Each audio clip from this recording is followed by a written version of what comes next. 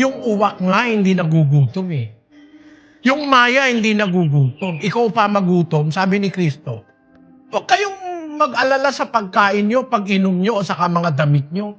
Tingnan yung mga ibon sa langit, hindi naman naghahasik, hindi naman nagtatanim, hindi naman nagbabangan. Hindi sila nagugutom, pinapakain sila ng inyong ama. O, basahin mo na nga, Brother Daniel. Kaya nga sinasabi ko sa inyo, huwag kayong mga balisa sa inyong pamumuhay, kung ano baga ang inyong kakanin o kung ano ang inyong iinumin, kahit ang sa inyong katawan, kung ano ang inyong darampin. Hindi baga mahigit ang buhay kaysa pagkain at ang katawan kaysa pananamit? Masdan ninyo ang mga ibon sa langit na hindi sila nangaghahasik, ni nagsisigapas, ni nangagtitipon man sa mga pangat, at sila'y pinakakain ng inyong ama sa kalangitan. Hindi baga lalong higit ang halaga ninyo kaysa kanila? Hindi ba mas mahigit ka kaysa sa mga ibon? Ano ngayon ang sabi niya sa 33? Datapwat hanapin muna ninyo ang kanyang kaharian at ang kanyang katuwiran, at ang lahat ng mga bagay na ito ay pawang idaragdag sa inyo.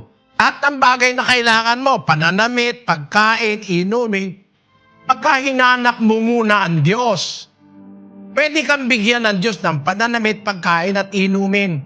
Dadagdag na lang niya sa'yo. Kasi yung salitang dagdag, mas importante yung dinadagdagan kaysa sa dagdag. Kaya rin yung dinadagdagan. Pag nakita mo na yung kaharian ng Diyos, yung katwiran ng Diyos, the righteousness of God, the justice of God, the divinity of God, nakita mo na yung kanyang mga aral, dadagdag na lang sa yung pagkain, inumin, at saka yung pananamit. Mas mahalaga kasi yung katawan kaysa sa damit. Mas mahalaga ang buhay kaysa sa pagkain, sabi ni Kristo. Kung yung pagkain ibinibigay niya sa'yo, lalo kanyang pwedeng bigyan ng buhay. Kung yung buhay binibigay niya sa'yo, lalo kanyang pwedeng bigyan ng pagkain para ikabuhay mo. Yun ang punto ng Panginoong Hesus. Kaya lang, ang kanyang sinabi, unahin mo muna. Hanapin muna ninyo. Seek ye first the kingdom and the righteousness of God, and all these things shall be added unto you. Yan ang sikreto ng financial prosperity sa Biblia. Lahat ng kailangan mong wisdom, idadagdag sa iyo ng Diyos. Bibigyan ka ng kanyang kaalaman. Gaya nung naranasan ni David, sabi ni David, pinarunong ako kaysa sa aking mga kaaway ng iyong mga utos. Tapos sabi niya, ako'y may higit na unawa kaysa lahat ng tagapagturo sa akin.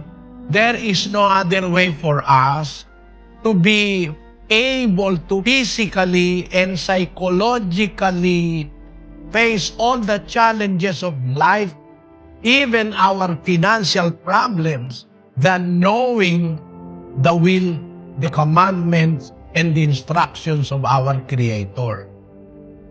Ang may papayo ko sa iyo, kapatid, kung hindi naman kalabisan, kung pwede kang umattend sa mga indoctrination sessions, matututunan mo lahat yon that will make you psychologically, physically, spiritually wiser than other people.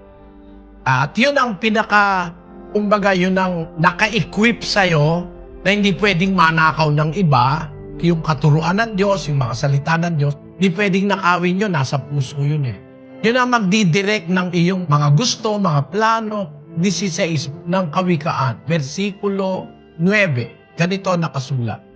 Ang puso ng tao ay kumakatha ng kanyang lakat, ngunit ang Panginoon ang nagtutuwid ng kanyang mga hakbang.